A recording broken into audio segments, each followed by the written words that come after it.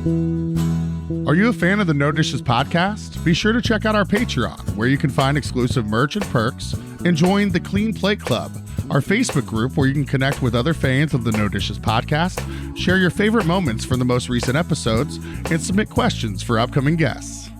Season 4 of the No Dishes podcast is brought to you by visitbloomington.com. VisitBloomington.com is the best resource for restaurants and culinary information, special events, fun activities, places to stay, and more in our area. We share a similar mission here on the No Dishes podcast of highlighting local businesses and the people who make our community unique. We can't thank them enough for hopping on board. Check them out at visitbloomington.com to easily plan your next meal, visit, or night out on the town. Hey, say, honey, let's go out to eat. Relieve our culinary duties. With all these restaurants to sweep us off our feet, they're bound to turn us into foodies. No dishes, no dishes, no dishes. We'll have a bottle of wine, relax and have a good time. No dishes, no dishes.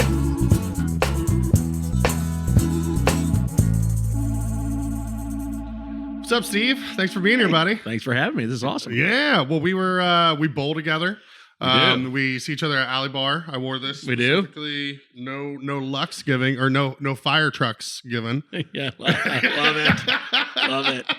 And you used to come into Sweetgrass all the time. Yeah, I've known you for a long time in Yeah. lots of capacities. Yeah. Really, you can't keep a job. Neither can I, really. Either. Yeah, you're like, Jordan, if you didn't keep getting fired, I wouldn't know you from so many places. Round, round, get around, we get around.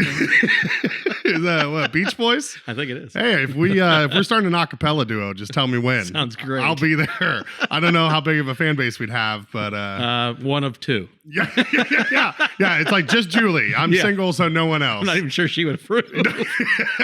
I think she'd be on board. Maybe. Well, anyway, despite all those ways that we know each other, you do a lot of awesome work with restaurants, local businesses, through your role with Ivy Tech. Right. Tell us about what that role is. Okay, so I've got a couple hats I wear. Cool. First, I'm the executive director of the Gayle and Bill Cook Center for Entrepreneurship. So Ivy Tech's had a Center for Entrepreneurship since 2010. It was formed essentially to create classes for students to take entrepreneurship, to learn how to do it before they sunk their money into it and their time, and then also to help the community with free one-on-one consulting for people who want to get a business started, or for those that are experiencing challenges in a business or are growing really fast.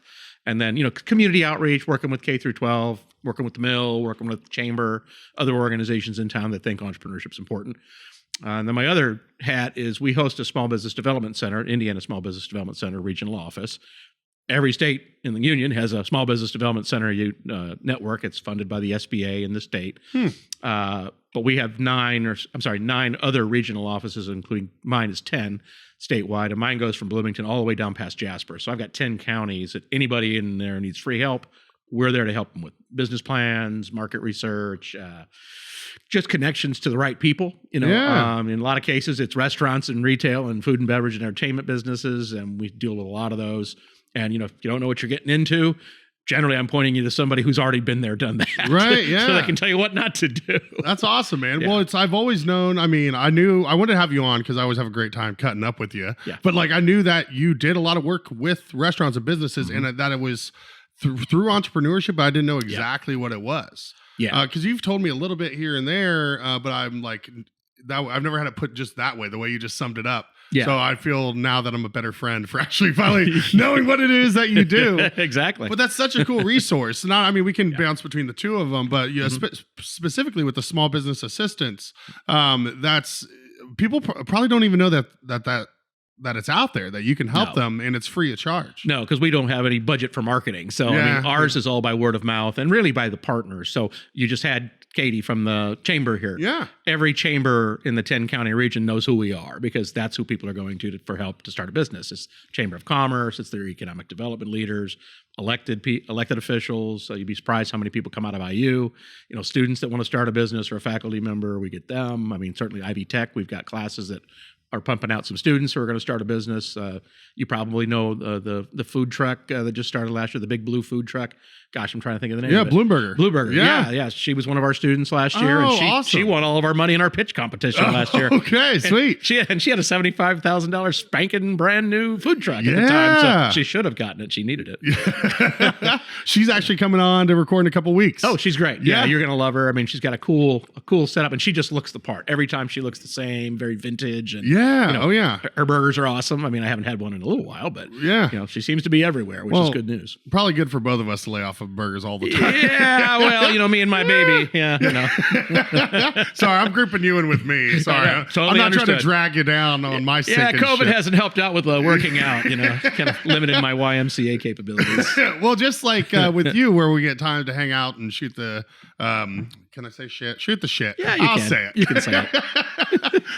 Shoot the breeze. Thank you. Shoot the moon. I was shoot the moon. I was trying to think of what I could sub in there, and I had nothing. I'm trying to be good when I can. Of course. But like where I knew, but we don't get a chance to sit down and talk like this. And so same thing with Hallie, where I see her at Food Truck Friday, and we work together there, and they carry the chocolate mousse ice cream on the truck. But I'm very excited to have that opportunity to get to sit down and get to know the story a little bit more, right? Because they do such a cool job where they have the Shogun, which is styled in Japanese, teriyaki, stuff like that. And they've got a Greek one with feta. Yep. And it's kind of like retro diner, but international. Right. Which is a really cool twist on it, I think. Well, and she came out of our culinary program first. Nobody comes to Ivy Tech for entrepreneurship. They come for culinary. They want to start a food truck or catering business, personal chef, and they just need to know what they need to know from a small business perspective. And they're starting from, I don't know anything unless they've worked in the business and know at least a little bit about managing a kitchen or the front of the house or whatever, but they don't know anything about grease traps. Ansel systems. They don't know about where you can park that food truck and where you can't. And usually what I tell them first is go talk to 5 food truck owners and they'll tell you everything you want. They'll probably try to sell you their food truck. Yeah. Dude, well, I think actually I had met with her before they bought the truck, I believe, or they had just purchased it. Yep. And a lot of times when people will, obviously we had the gravy train, food cart, and we do the Food Truck Friday, but a lot of times people will get referred to. That's actually how Garrett and I ended up coming into this, was talking about, he wanted to talk about opening a food truck. Who do I talk to? And I said, well, talk to me and then I can put you in touch with people. And then this all happened. Yeah. And it's a lot of times what I tell people is don't do it. It's so much work. It's a lot of work. Yeah. But if it's in your blood and you're going to do it right. I mean, absolutely. And do it the way that works for you, because success to one food truck owner is different than what success to another. Absolutely. Yeah. Well, and Peely and Armando work their tails off and, work 80 hours a week with their families and doing all these things. Yeah. And, I say that don't do it, not to be discouraging, because obviously if someone's well, this is and they seem like they have that mindset, then it's okay, great. Then here's what I've seen work for people, what hasn't worked, where you can set up, do you want to be on the streets all the time, or do you want to do mainly events? Because if you want to be on the streets, you want an actual truck. If you want to do festivals, you do a trailer. Yep. There's different fits for everyone. And you'd be able to tell them the things that they kind of need to know. Hey, if you're going to do events, okay, great. You're going to do that weekend festival somewhere in the next county over. That's great, but there's probably an entry fee. And if it rains for 3 days, you're not going to make any money.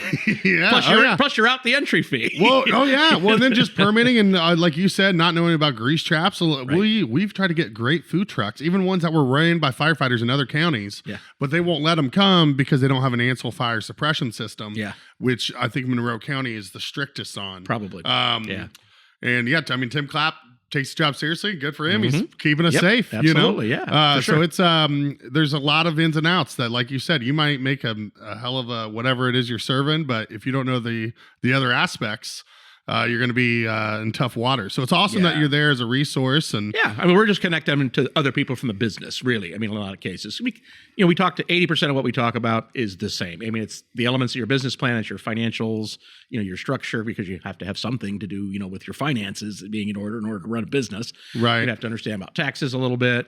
How do you market your business? I mean, for a food truck, most people use social media, but not exclusively, but that's probably about it, But for different kinds of business, it's different. But the actual blocking and tackling of starting a business is the exact same process. And what I always say is we're putting somebody through a process and inserting them where they are.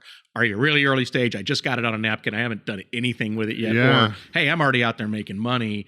I just need to make I just need to form an LLC so I can get my tax ID and I can get a bank account. This is turning into a great side hustle, but I want to make it my real thing. Yeah, legitimize it a little bit. And yeah, well, that's the second time where you've already I've had a question ready and then you get on it. So where in the stage should they come to you? Any stage? At any stage. Yeah. Probably the earlier the better, really, Yeah. as I usually say, because I work with a lot of the commercial lenders in town who they want to see things that are a little more developed. And I'm always telling them, hey, I got 25 people I'm working with, but they're really not ready to show you something on paper and give you any projections yet. And they're like, well, I don't want you to not send people to me earlier, but we would appreciate if they had something at least on paper. So I'm often saying, okay, give me a good executive summary, a one pager of the who, what, when, and where, and then some basic financial projections based on something that's real. Yeah. And if you can't give me that, you're really not ready yet. You need more work. And again, that's why we have classes, or that's why we have people to kind of hold your hand and walk you through that a little more deeply. So what do you see the most? Is it mostly restaurants, or what kind of are the different avenues that you see people coming to you for help with? Yeah, it's pretty diverse. I mean, I can't think of an industry we don't touch, to be honest with you. So yes, we get our fair share of restaurants and retail, entertainment businesses, handyman services, nail salons. But then we get, because we're close to Crane, we've got people coming out of Crane starting their own businesses with patents. Something that's going to, as I always say, blast something out of the sky, and they find another use for it, and they can find the funding to get it going and create the product and go. But they need help with things like patents and intellectual property. They're looking for angel investment, venture capital. Yeah. So we deal with a lot of the mill businesses, a lot of, software tech startups, some medical device, some pharmaceutical companies, because you got a lot of people around here. And then there's a lot of manufacturers, a lot of companies in the plastics and metal, and they're out there, maybe serving automotive. And they want to diversify and get into working with Crane, one of the government agencies, or they just want to sell in a different market, and they're looking for help. How do I do this? I'll use a good example. There's a company over in Linton that set up shop about 6 or 8 years ago. They're a roofing products distributor. Guy out of Ohio already had one. He wanted to branch into Indiana, had a good partner over there. It wasn't about the money. It was getting the business up. So they were building a building and putting the infrastructure in place. And what did he need? I need to know all the roofing companies. So we ran him a list of every roofing company incorporated in 15 counties in any direction, and that's exactly what he needed to go execute his plan. And that company's been really, really successful. Yeah, and that cost him nothing. Cost him nothing, because we have licenses to those market research tools that others are going to cost you $1,000 to get those reports. You can get them at the public library in a lot of cases. They usually have those, and people that can explain it, which is, I always say, great resource 24/7. If you're an Indiana University student or faculty member or staff member, you got access to all of that at the IU library. Huh. But for most yokels like us off the street, I can't run that. Us townies, $1,000 industry report. Switchyard Brewery is a client, and every year I run the brewing forecast. It's a international forecast, national forecast. It tells you what are the key drivers in the industry, the challenges, where things are, the bigger players. It's something they look forward to getting, because as they're looking at revising their strategic plans or making decisions, they want to know, hey, the industry's going up, not going down. If in 5 years beer sales and craft breweries are going down, they're going to be a little nervous. Yeah, maybe about pivot. Expanding and adding more stainless steel. Right, yeah. Or sales staff. They might say, hey, let's just hold off and see how this goes and see if the trends, ride out or not. Wow, man, that's so I love. We need to talk to Steve. It's what we do. I love it. I know. I'm sitting here like, oh, this sounds like shit I need to do. Exactly. Yeah, strategic plan. We love what we do, really, because everybody's happy to see us. I mean, everybody's going to get something of value. We may not give them the answer they want, because we're going to hit them between the eyes with the reality and the facts. Right. Yeah. Hey, we don't think this is a good idea. I always look at it. Would I put my money into it? And again, I couldn't tell you how many of them try to get me to run their business for them. It's like, no, it's your business. Right. You need to do this. You need to do that. But we all get it. We know it's important to give back, and that's why we're lucky to get paid to help people, avoid a lot of mistakes that others have made. Yeah. So that's you keep leading me into it. I love it. You wear the two different hats. So are they two different jobs, or are they intertwined? They're pretty intertwined. I mean, really, as I tell people, you don't have to know who works for the Cook Center side, who works for the SBDC side. Some of us work for both. We're all there to answer a lot of questions, and some of us have expertise in certain certain industries. Joyce Poling, who works with us, she's a former county commissioner. She's been in real estate for years. She's owned her own small retail businesses. Her husband's owned their businesses. She's had family business. She's just a heck of an entrepreneur. She's got a lot of experience with contracts and negotiating leases and things like that, which is always something that somebody who's going to look for a bricks and mortar location is going to need. And she knows what questions to ask and when to say, stop, you need an attorney. Yeah. To say, hey, you really need somebody to look at that language and make sure it's right and get it all set up correctly. Mandy Miskowitz, who works for us, you probably know. Yeah, Mandy's fantastic. Mandy's been a client, in the past with her franchise, and now she's, got her own digital marketing entity, and she's got a couple of sugar daddy clients, and she's also a full-time baseball mom. Yeah. So she's like, I only want to work part-time, but I want to work with clients that really need help on their marketing strategy and the tactical stuff. So for startups, it's kind of hard because it's kind of hard for her to talk at a high level when you don't know exactly what instruments you're going to use. But if you're a food truck, she'd say, well, here's what the other 19 food trucks are doing. They're using these platforms. They're using it in this way. You ought to consider these other platforms too, and that's up to you to execute it. But we have kind of functional subject matter experts that I hand people off to all the time. Yeah. Because they're coming to us for a business plan, 1, and they don't know what that means. 2, they're going to need marketing assistance. 3, they're going to need some help trying to figure out how to raise money or capitalize their business. So I've got a guy that just joined. He left German American Bank after 10 years as a commercial lender. He's awesome at understanding all the financing options, be it bank loans, lines of credit, mortgaging your house instead of taking out a loan. I mean, just using some of the equity in your home or your, assets of your car, using it as collateral. Just really, really creative. Troy Phelps that works for us, he's got an accounting and tax background. So, I mean, those are the things we're often getting asked for repeatedly. Yeah. And then we have another person, Blaine Parker, who's kind of in-kind employee. She's loaned to us from an organization called Radius, Indiana. She does nothing but file LLCs for people. Wow. Because that's what we get the most requests for. Yeah. I mean, I feel like even if you're fairly business savvy, that's still so helpful to have someone that can help you with contracts or the lending aspect that are really specialized in those areas that you might, have an understanding of. Yeah. But these are people who are really experts and, 10 years at German American doing commercial lending. Yep. I mean, think of the things he's seen, good, bad, and ugly. Yeah. On lots of cases. But he's also worked with a lot of restaurants, a lot of retail operations, a lot of manufacturing, and there's different nuances to that. So is that tough for you? I know you, like you said, you have to tell some people sometimes this is a bad idea. Like we tell people that every day. And sometimes it's a good idea to do the business. It's a bad idea to do it that way. And here's what we would recommend. I mean, we're always saying you might consider this, you might consider that. Because it's not telling somebody what to do. It's kind of giving them at least, well, here's some options. You need to decide what's right for you. And you know what? You may already know it, have figured it out. And prove me wrong. I'm totally fine with that. You're getting free advice. So at the end of the day, it is what it is. It's free advice. But we've seen a lot of these. We've seen a lot of businesses. I mean, we probably deal with 500 or 600 people a year, and probably 300 to 400 of those we're sitting down like you and I and having at least a half hour, 45-minute conversation. Wow. At least. And some people come back multiple times. So, we're getting a lot of free consulting on our end, with people telling us how these industries work or when things go wrong, what happens, so we understand how to advise others about it. That's what's kind of fun about our role. And, here's why I don't have my own small business, because I can't figure out what the heck I want to be when I grow up. And it's a hell of a lot more fun to tell people what to do than do it myself. Well, that's good. Yeah, the pitfalls and what to tell people to avoid. Have you had one that you're like, this isn't a good idea, or I want to do it this way, and they've still done it, and it's like worked out well for them? Sure. Oh, yeah. I mean, there's been some people in, I would say professional industries that I'm just not familiar with. Hey, I'm a professional engineer. Here's how I'm going to run my business. Here's how I'm going to market it.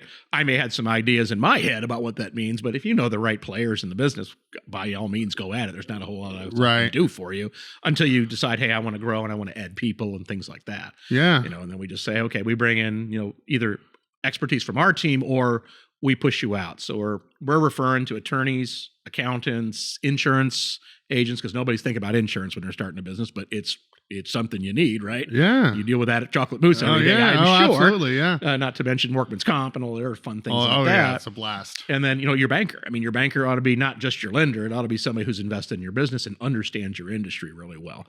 People don't think about that when they're getting into it. But these are the people, like I know people who've had multiple businesces and had the same banker through multiple different banks because they move around sometimes. I always follow the banker. Say, I want my banker to know me and have a full level of trust in him. Same thing with your attorney. Same thing with your accountant. Yeah, I was gonna say accountant too, where it's like once you have gone through all the growing pains of learning all that stuff, trying to get someone else up to speed. Yeah, the worst thing that happens is this time of year. You got another month. Maybe month and a couple of days before you got to get your taxes in for that first time for that business, and you got a box of receipts that are not organized anyway, and you have nothing on paper. It's like, okay, you're going to pay an accountant a lot of money at the wrong time of year to be paying them for that, to unbundle all that.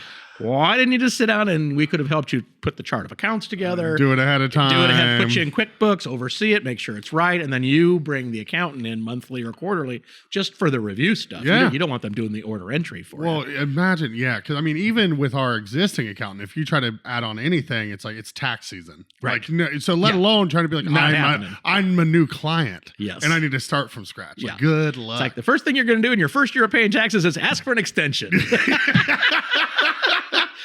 It is what it is. Yeah, lesson number one. Yeah. IRS and the State Department of Revenue aren't always happy about that, but it is part of the deal. Yeah, it is what it is. Introducing Constellation Stage and Screen, Bloomington's newest professional theater and film company. On stage next, Constellation presents American Fast, a riveting new sports drama playing March 23rd through April 8th at the Ted Jones Playhouse. 21-year-old college basketball sensation Katie Salama makes it to March Madness, only to become a national news story when she lies about observing the Muslim fast while competing in the tournament. See this thrilling new basketball drama, American Fast, on stage March 23rd through April 8th in downtown Bloomington. Find tickets at constellation.org.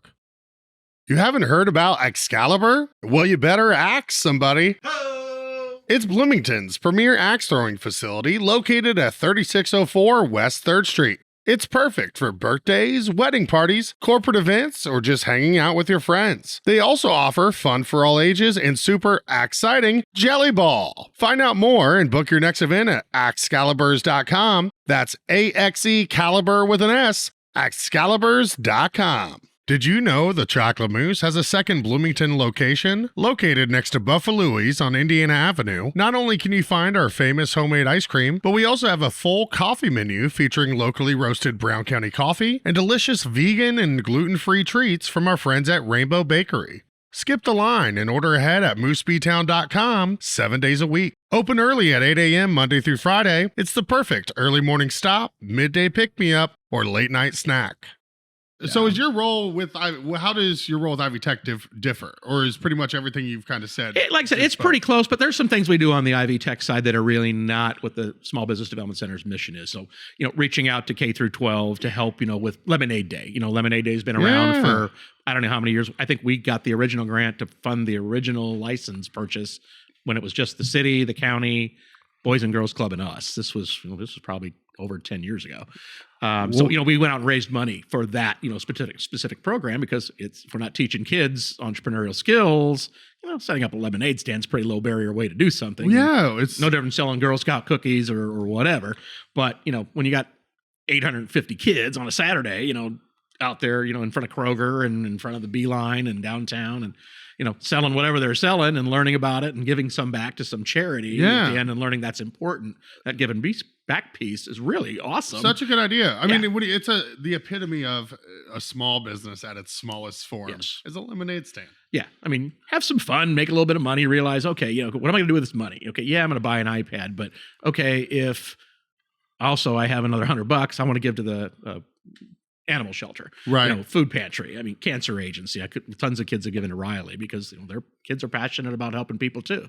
Absolutely, that's a good thing for them to learn really early in life. Yeah, I remember we had a lemonade stand. I forget whose kids it was, but it was right outside the stand. So we're talking 9 years ago. Oh yeah. So that was when I think I put a post on our Instagram where it's like our ruthless competitors have bendy straws. Yeah, I know. Yeah, exactly. I was like, how can we compete with bendy straws? Well, I used to serve as a judge. I would run around and taste. You can only taste so much lemonade on a Saturday before you're like, okay, I'm going to go into a diabetic coma. Do you have a pocket full of saltines? Yeah, where's the electric lemonade stand?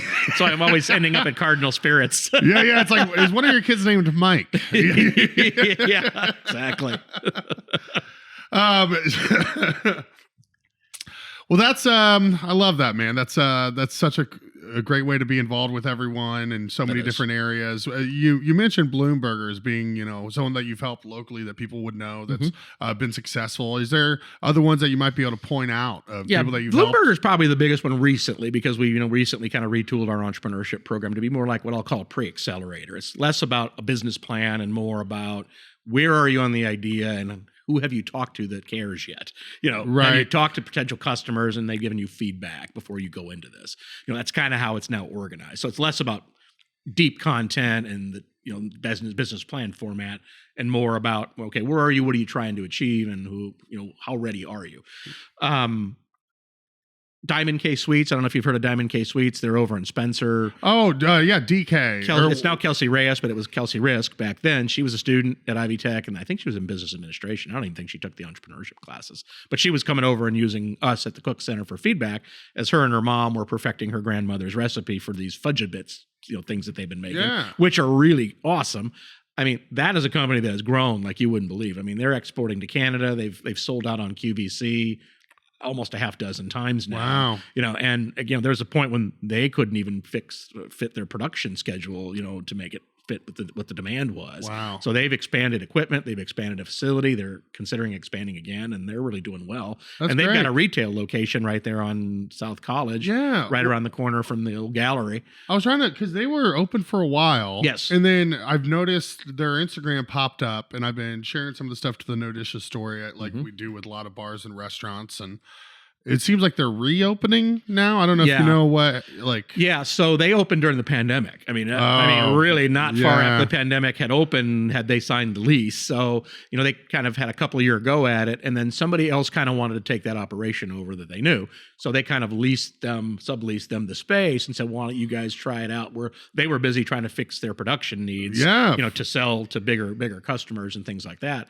Well, I think that has run its course. So I think they're stepping back in to take over the retail Gotcha. operation. Okay. I knew there was something that had happened there because they're treating it like, hey, our grand opening. Grand reopening or whatever. Like they're just opening for the first time. Yeah, because it's had a different name for the last year and a half, I think. Okay. I want to say the husband and wife team that were running it, he worked for FedEx up at the Indy Airport full time and was kind of helping with this on the side. And you know how tough that is. Having a full-time job and trying to run something else. That's what Connor's Tap Room was. Sure. I tried, man, but you can, I don't know, you can only put... And after a while, it's like, okay, is this really working for us? Is this what we want to do? Right. You have to really be all in on something to make it work, especially... That's what happened during the pandemic with a lot of people is, hey, I've got this nice little comfortable pre-retirement gig. I don't, I'm semi-retired, but I just want something to keep me busy and make it profitable, of course. Well, when the pandemic hit, that's where it pushed a lot of people out. They're like, hey, I'm just going to retire now. Challenge with that now is, the prices of everything have gone through the roof. Their investment portfolios have gone down because the market's not performing as well. And a lot of those people are coming back, trying to find something to do. Yeah, that's tough. Yeah. And we've seen a lot of that the last 9 months. I call it side hustle central. I mean, a lot of people said, hey, I dropped out because my kids were home during the pandemic. I didn't want to do that 9 to 5, 60-hour a week job. I don't really need it. I want to take care of my kids. Now I want to come back, but I don't want to go back to that 60-hour a week job. I just want to sell 10 cakes a week, and that I can make profitable and have my flexibility as a mom and do what I want to do. Those are the things we've been seeing a lot over the last 6 to 9 months, which is good for the economy because it's people out there putting a few extra bucks in their pocket and providing services that are needed. Absolutely. So you're helping people that are even doing home bakery stuff. Absolutely. Yeah. Yeah. A lot of home-based businesses. Yeah. We deal with a lot of those. I would say probably at least 20% are home-based businesses. Interesting. Yeah. Yeah. There's a few I love. I mean, one just off the top of my head is Book Bakery. Carrie Gardner. I don't know if you know her, but she does really, really good baked goods. And she is very good about following the letter of the law. Like, it's a home baked business. She can't even do a cream cheese icing because it's technically not allowed with whatever ingredients are in it for it to be home based and collecting sales tax and doing it all by the book. And that's what you want to see. And it's a great product. And she's a personality too. Dude, I shared the other day, I think it was a king cake from her last year for Mardi Gras. And I was like, she's a talker and it's great. I love listening. Like we'll just go back and forth for 20 minutes in her driveway. Yeah. But I was so hungry. I'm like, do you mind if I take a bite? And she took a picture of me eating, like stuffing my face, put it on her page, like First time I've ever had someone pick something up and Did take you have up the baby in it? Yeah. I start Yeah. Shoot his arm off. Like, you didn't tell me you put the baby in there. If it's authentic, that's the way it's supposed to be. Hey, you know? yeah, exactly. No gripes, no gripes with me. So, Steve, what's some of your background that led you into this work that you're doing now? Well, let's see. I mean, I've owned my own consulting business for about 18 months. So I've paid my other half of the Social Security employer contribution once in my life. So I know what that means. If you ever see Mike Trotsky, ask him about that when he was in his dorm room and created his first business and didn't realize he was going to get that tax bill at the end of the year for his side of the Social Security. He had the same problem I did. And then I worked for a couple of organizations that were kind of trade associations for healthcare businesses. And a lot of them were startups. And, there were these scientists who were coming out of Eli Lilly or coming out of IU School of Medicine, and they were just trying to figure out the business part of it. So, and I was just answering questions for them or connecting with people who did and getting the opportunity to listen in from some of those experts who had started small businesses. And I just got really interested in learning more about it and, okay, what are the mechanics of getting something going? And, what is it that was required to be an actual formed business from the Secretary of State's office? Because that's where you incorporate, so, what's the process of that? So, and I just love getting the questions that we get from people because that's where I learn. I'm not an expert at all of those things. I'm, a mile wide and that deep in a whole lot of subjects, but I can usually answer 6 out of 10 of those questions pretty easily now because I've been doing this for 20 years. Okay, yeah. And, really, this consulting practice we've been running, there's about 8 of us. We've been doing it for, almost 14 years. It's pretty awesome. So you think about how many people we deal with a year, and some of them are repeat customers that come back year after year, the switch yards and, Cardinal Spirits, as you can probably tell, I get all the breweries, distilleries, and wineries and are my clients. Yeah. I don't give those to my advisors. No, guys. I got this one. I got some quality control, and they're all buying big stainless steel tanks that cost a lot of money. So we want to see that investment coming in. But the SBA and the state, they set some goals for us of number of clients they want to see us serve per year, number of business startups we actually help form that get going. Number of jobs created, number of jobs retained, the actual capital investment by those companies. And we're just kind of validating what they're doing, more than anything else. And that capital infusion is really important because that's the money you're putting in out of your pocket, out of your bank account, or your money you've borrowed from friends, or, grant money you've gotten because there are some grants out there, depending on the type of business you are. Or, you've taken out a loan, you've taken out a line of credit, you've gotten venture capital from, an investor, those kinds of things. So we're often just, figuring out what people are working on and what they're doing to kind of keep it going. And, that's the exciting part for us is just seeing it grow. And sometimes we have to see it contract, unfortunately, and it's not going well. And we have to tell people the sad reality is you should cut loose and get this thing done. I've seen people file bankruptcy. I've seen divorces. It's not always just about the business. Somebody gets sick, a kid gets sick. You got to deal with that, the cost, and, it's hard. Man, yeah, it's not always just reaping or like seeing the good, like, I'm helping someone live out their dream. You also with that have to see the dream crash. Yeah. Sometimes. And a lot of entrepreneurs, there's a lot of stress involved in running your own business. You get that working for small businesses.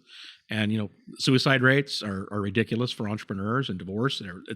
It's the numbers are big. Really? Yeah. It's tough because your family's all in on the business, whether you like it or not. You're all part of it, whether you like it or not. So, we're always saying, hey, you need to talk to somebody. We've even talked to people like Centerstone in the past about doing stuff for business owners from time to time and saying, hey, here's who you call, if you need some help.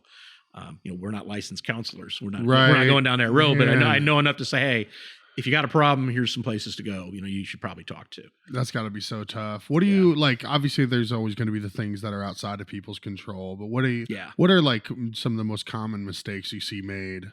Yeah, well, probably the one thing is undercapitalizing your business, not realizing what you really need. Having enough working capital just to weather a downturn, or like I said, when people get started, hey, I was projecting to make $100,000 in the first month.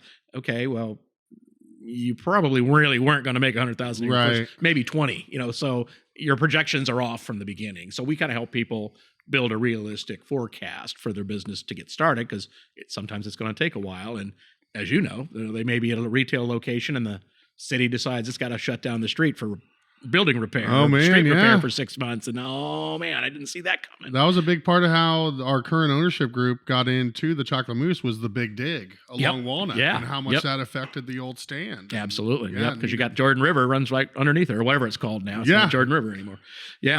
Oh yeah. I didn't know because I knew that's a great question. Yeah, it's I know got a they new renamed name. Jordan Avenue. Did they rename the river too? I think I heard they did. Yeah, I thought somebody told me that, but that's something you could find out as a fact. Yeah. Now in your spare time. Now, you can't just because you work for Ivy Tech doesn't mean you can give me homework, Steve. Come on, bud. It's like I dropped out for a reason. Yeah, can always come back. No, Lots of real world experience. I've been happy with where. Maybe in a getting paid to be there role. I don't know. It's been renamed the Campus River. The Campus River. Thank you, Google. In 2020. 2020. Okay, I knew it was something. I didn't know else. if it was going to be also the Eagleson River as well, but Campus River, that makes sense. That's good. So generally, the financial projection is a big one that people mess up on a lot because we're not all accountants. When we get into this, we're just trying our best to figure it out. We may know how to make cakes, and we know some people to sell them to. We're guessing on pricing. Sometimes what are all the inputs and what are those things? That's what we help with. What does a break even look like? Those kinds of things. But failing to understand changes and strange things are going to happen, whether you like it or not. Right. Who to foresaw a pandemic hanging around for 3 years? Think about the businesses that started right before the pandemic, and all of a sudden they're completely hamstrung. They've sunk all this money into it. And I'm trying to think of the wine bar that was over there by Crescent Donut that had opened up. Oh, Divines. They were only open for 6 to 8 months, I think, before that hit, and then they're like, this was their retirement, business, and they're not taking their retirement with them. Yeah. So they had to, cut the business down and let it go, which is unfortunate. I hate that. Yeah, it stinks. So, Sasha worked with me at Sweetgrass, and he brings by our Brown County coffee to the Moose, and I get to see him about once a week. And he's one of the most talented chefs in town, and just like they didn't do anything wrong. No, they did it all right. Yeah, they did it all right and had everyone love the place, and it was a unique, cool thing that Bloomington didn't have. Right. And there's just sometimes there's going to be stuff that's out of your control. Strange things that happen, but and that's when you have to, from a strategic standpoint, make decisions quick.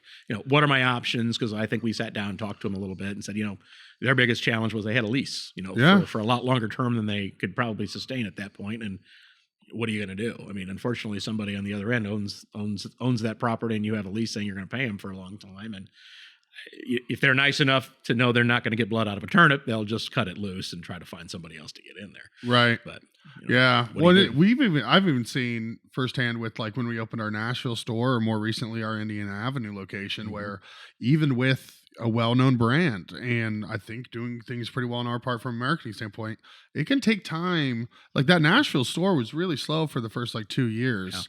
And I'm thinking if it had been me opening that place, I would have maybe done everything right and had a good idea, but maybe didn't have enough capital to get it to the point where it finally broke through year 3. Correct. You know what I mean? Yep, exactly. Because people in an environment like Brown County, for just this example, they have to get used to you being the community members have to be sold that you're part of the community and know that you're there and you care about the local community. And then the tourists have to get because people come, you gotta get on the map. You gotta get on. Gotta be on the brochures and on the website. Part of their routine. Exactly. And it takes time. So it's you want to think we're going to start raking it in month 2. I've got this great social media video I'm going to put out that's going to go viral and all this. And, I don't know. It blows my mind. That's kind of that, I always say that thing in the, if you watch these flip shows, there's always the contingencies line. Yeah. It's always 10 grand or more, It's like, it should always be 3 times that, no matter what. Because something you're going to need goes wrong. The HVAC gives out and you got to deal with that. Or, like Old Yogi's, it was the roof. There's building issues and there's just a million moving parts. I mean, you were talking about it earlier between accountants, insurance, there's so much that goes into having any business, but specifically a restaurant. Yeah. That it's just there's so many moving parts. I mean, that's why who foresaw the egg prices go that high. Yeah. And everybody, of course, your cheap eggs for $5 and $6 are now $8 and $9, Yeah. Okay. That's the only way to survive. I'm sure passing it along. I'm sure Lovey would have loved to have not just let me take care of things by now, but there's so much that he still even does. And then myself and then Aaron, there's so many things that need have a close eye on. Right. That like, because again, it fluctuates. Like you don't get an email from your distributor about when a price of something goes up. No. You have to see it on the invoice. It just goes up. Yeah. Sorry. And it's like, and if you don't catch it, you're going to be paying that for a bit. Yeah. And it's right. like, and that all just takes time, and you can be, Yep. It's a grind, and man. that grasshopper costs another quarter per pint. You know, well, and there's a reason for that. Because otherwise, you're losing money. Yeah. Next thing you know, your pricing's in. That's something we realized. You're that upside our pricing, down. We didn't move it up soon enough. Mm-hmm. Finally, I think it's to a good point that makes sense for everyone coming in. Makes sense for us, and but it's tough, man. And the vast majority of your customers, they get it. I mean, in this day and age, it's all gone up. There's not anybody I'm not dealing with that hasn't had a price go up. My younger brother has his own pest control company up in Northwest Indiana, and he was over this summer for the Indy 500. And I was talking to him. I was like, "Hey, have you raised your prices? For he does some residential and mostly residential and some commercial, and it's just him. So this is his retirement. Is just everything he does every day." And I'm like, he's like, "Well, no, I really haven't." I said, "Well, are your competitors?" He's like, "Oh yeah, they've all raised their prices. There, other people are coming to us because of that." I'm like, "Well, how far down are you down the list?" He said, "By about $100 a stop." I'm like, "Well, you should be raising yours about $50." Yeah, exactly. Yeah. Because you're leaving money on the table. And he calls me like a month later. He goes, "Oh man, nobody's even complained a bit because I just raised it $50." I'm like, yeah, because you were losing $50 every time, right? Yeah. It's like that's what the market's telling you. You need to be paying attention to that and being ready to move and change. And they get it. I mean, I get it. I mean, what are you going to do? Complain that the eggs are another $3 this week? Right. Yeah. All right, I'm here to eat breakfast. Just give it to me and I'll take it. I mean, as much as it sucked as a consumer and everyone like that, everything seemed to go up at the same time. Yeah. It did make it easier for us because everyone was kind of understanding everybody's doing it. Because I was the one for the longest time, like, no, we got to keep it at this. Like, we can't go to that. And then now it's just like, okay, you gotta charge what you got to charge. Right. Prices are what they are, and there's your cost of goods sold is fluctuating all the time. Yeah, exactly. But if you get on the downside of that, you're not making money. Nope. Yeah, or your margins are all of a sudden nothing, and you realize you're working really hard for nothing. Nobody wants to do that. No, that's not a business. That's a nonprofit.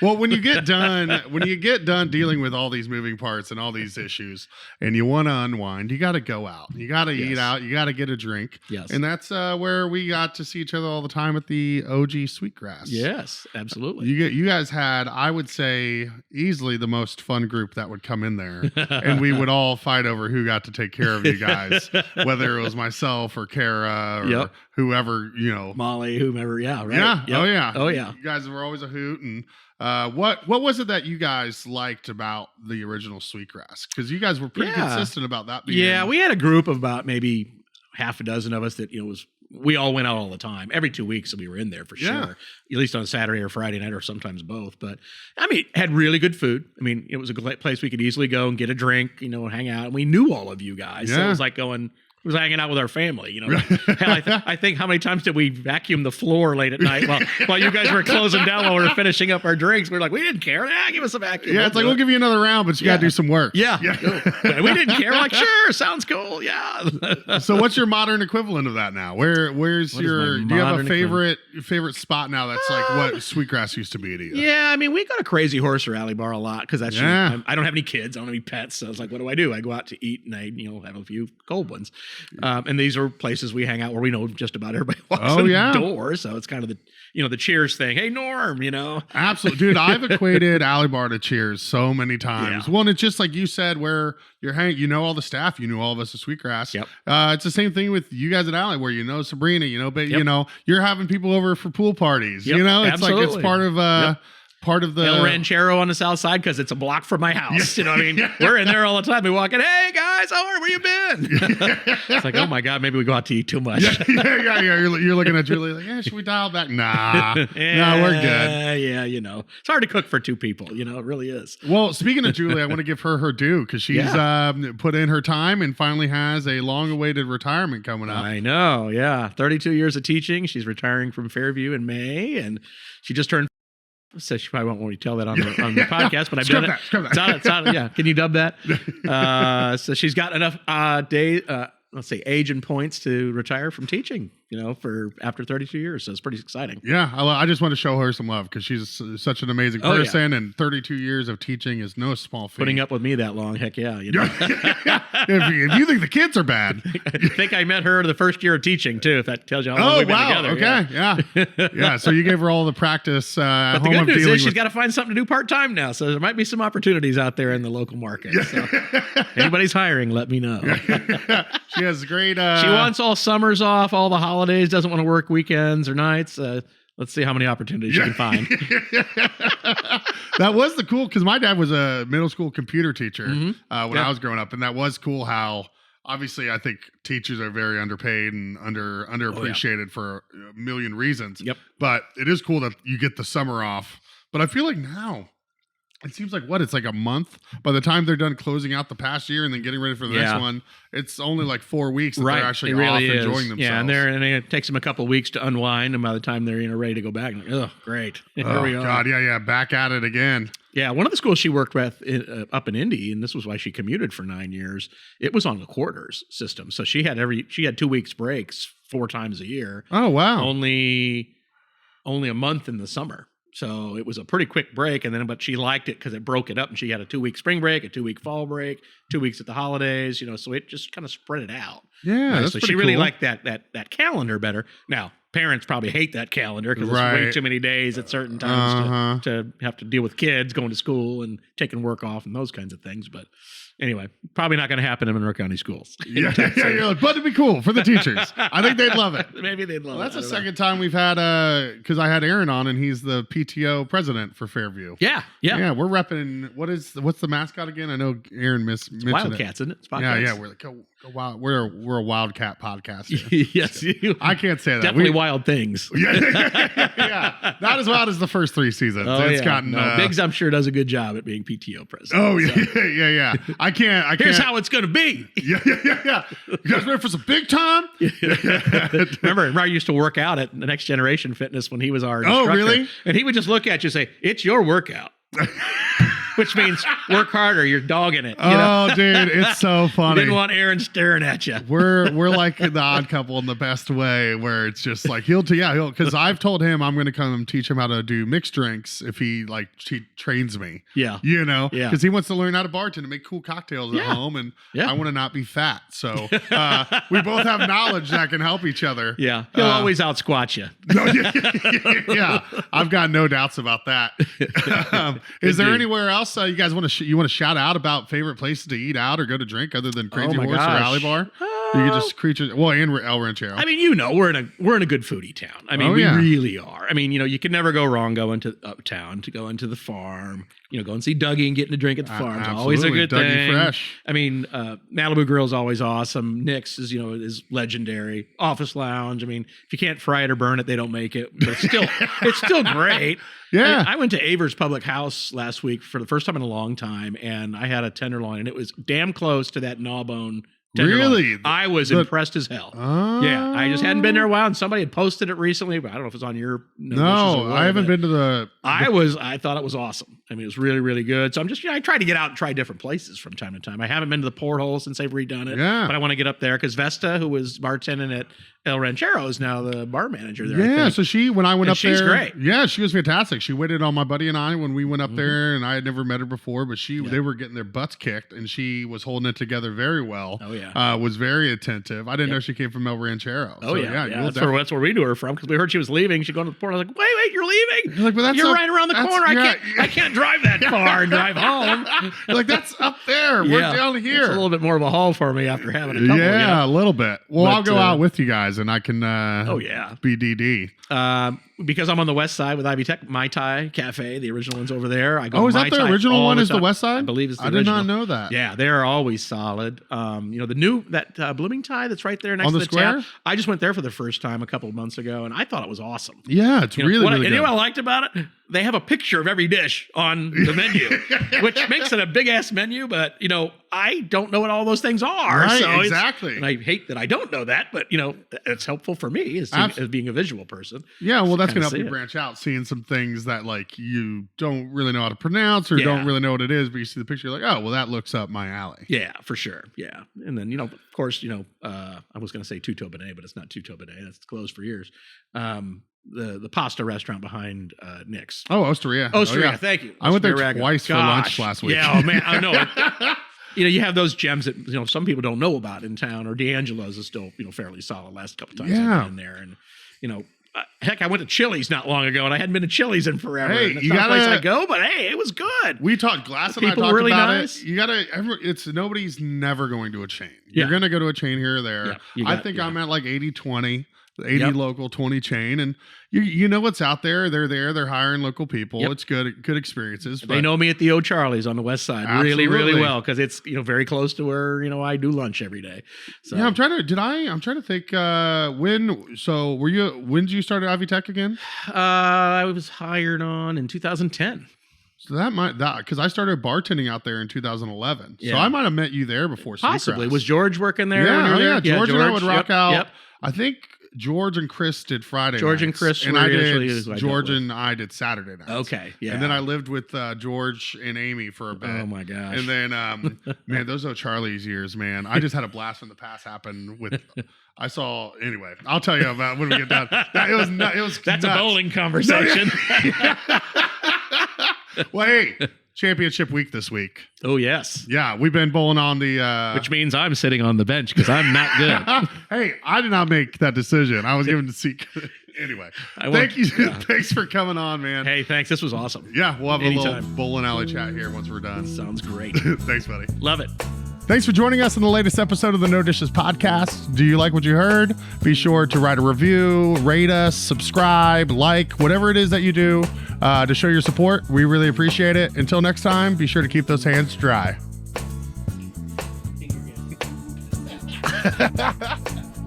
This episode of the No Dishes podcast was recorded, edited, and produced by Garrett Portinga of Green Hat Media in beautiful downtown Bloomington, Indiana.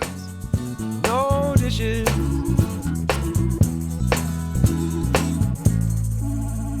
Season 4 of the No Dishes podcast is brought to you by VisitBloomington.com. VisitBloomington.com is the best resource for restaurants and culinary information, special events, fun activities, places to stay, and more in our area. We share a similar mission here on the No Dishes podcast of highlighting local businesses and the people who make our community unique. We can't thank them enough for hopping on board. Check them out at visitbloomington.com to easily plan your next meal, visit, or night out on the town. No Dishes Media. No Dishes Media.